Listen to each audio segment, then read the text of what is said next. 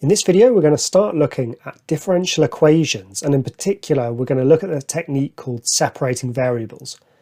Differential equations is a huge area of mathematics, really powerful technique used in so many different fields, in physics, in economics, in statistics, in you name it, they use differential equations. Okay, let's have a look at what a differential equation is and how we can solve them using separating variables. Alright, so before we look at separating variables, let's just think what a differential equation is. A differential equation is any equation that includes a derivative in it. So you have actually seen differential equations before. For example, if I said dy by dx equals 2x minus 3, that's a differential equation. Well, we can solve this one really easily by just integrating. It's just y equals x squared minus 3x plus c. So the solution to a differential equation is an equation. It's just the original function, whatever the function is of y in terms of x, or just x's and y's basically. No derivatives in sight. Now this is a general solution because it's got a plus c in it. We could have a particular solution if I also told you, for example, the curve goes through the point, 1, 6. You could sub that in and figure out what c is to find a particular solution.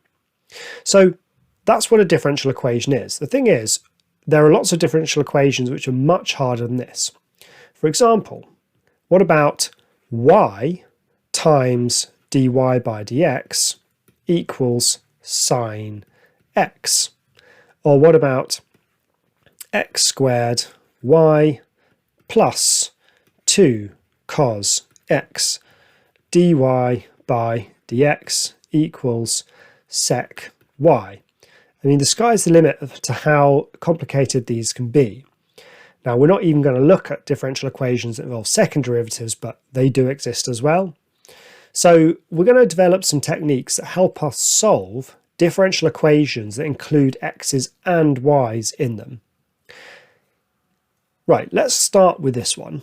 Can we find the general solution to dy by dx equals xy? I mean, you can try to solve this in your head almost. Can you think, is there a function, y, such that when I differentiate it, it's the same as just multiplying it by x? Okay, that's a difficult thing to get your head around, but let me show you a technique that's going to help us. Separating variables means getting all of your y's over to the left-hand side and everything else on the right. And in particular, what we're looking for is to have some function of y multiplied by dy by dx on the left-hand side. In this case, that's pretty easy because I can just divide both sides by y, and I get 1 over y dy by dx equals x. So this is exactly the form that we're always trying to get to. Some y stuff times dy by dx equals some x stuff. Because when it's in that form, we can do the following. We can integrate both sides with respect to x. So the integral of 1 over y dy by dx dx equals the integral of x dx. Now, the right-hand side looks fine. Left-hand side looks like a bit of a mess until you recognise that we've got a divide by a dx and a times by dx. Those cancel, and I've just got 1 over y dy. So what I've got on the left-hand side is an integral of y with respect to y, or integral of a function of y with respect to y, and on the right it's an integral of x with respect to x. So it's easy to integrate 1 over y with respect to y, it's just ln y.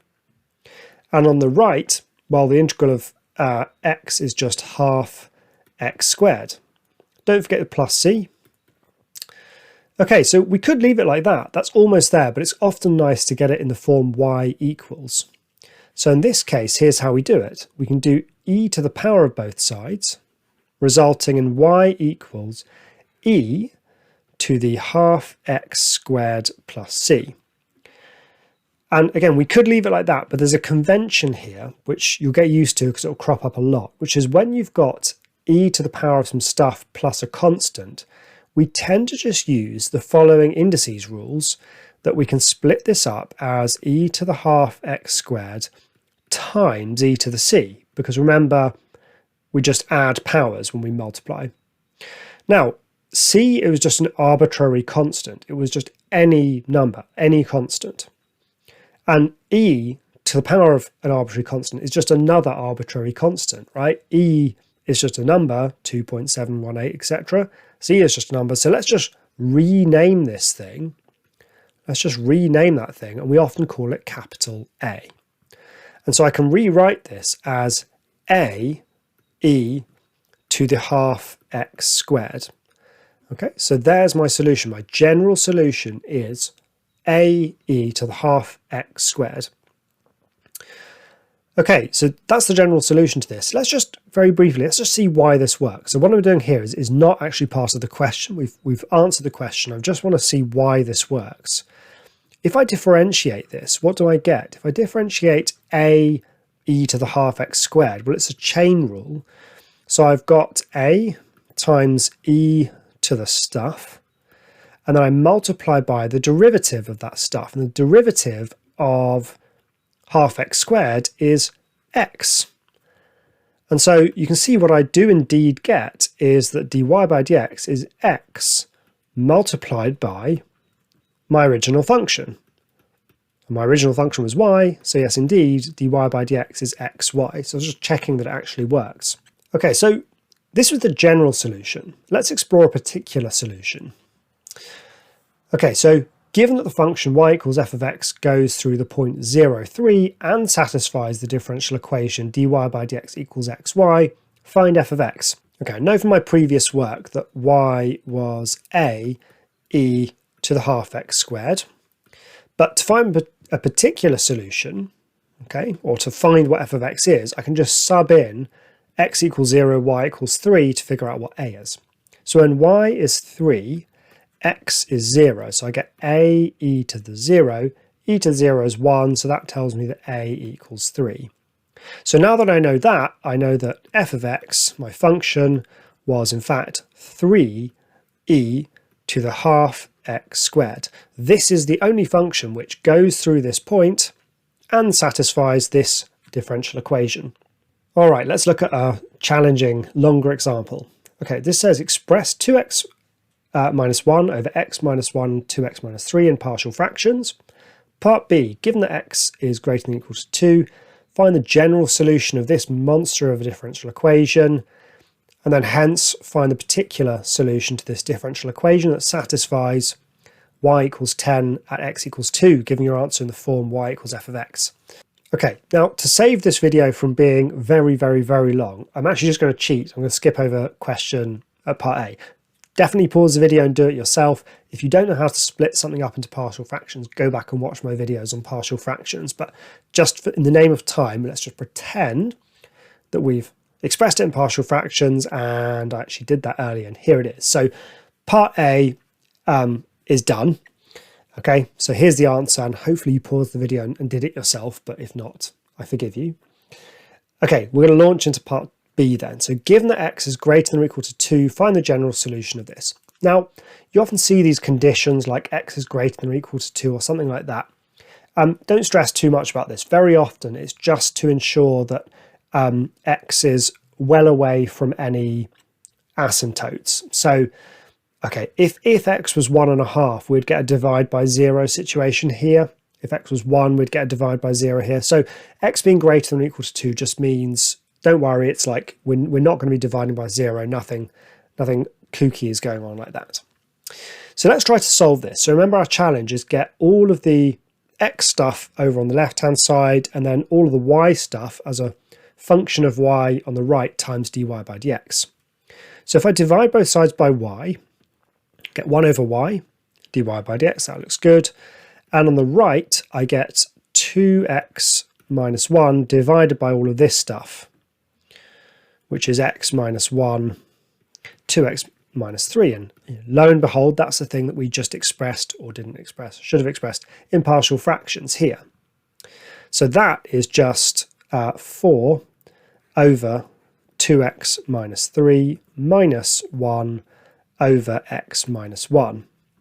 And that's 1 over y dy by dx. So now I can integrate both sides with respect to x. Remember what happens on the left-hand side. Effectively, when I slap a dx here, it cancels with the dx, and I'm just left with 1 over y dy. And you can feel free to move just always from this step to this step. Okay, integrating with respect to x will always just cancel the dx, leaving you with an integral with respect to y. And here we've got an integral with respect to x, so 4 over 2x minus 3 minus 1 over x minus 1. Okay, let's actually do the integrals now. On the left-hand side, that's just ln y.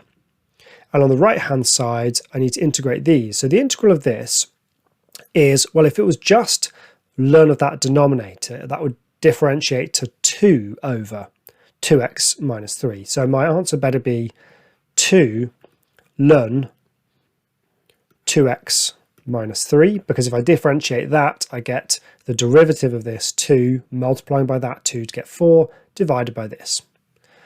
Minus, and the next one is just ln x minus 1. And there's a plus c. Okay, lots and lots of lns everywhere. So can we simplify this? Well, I think we can.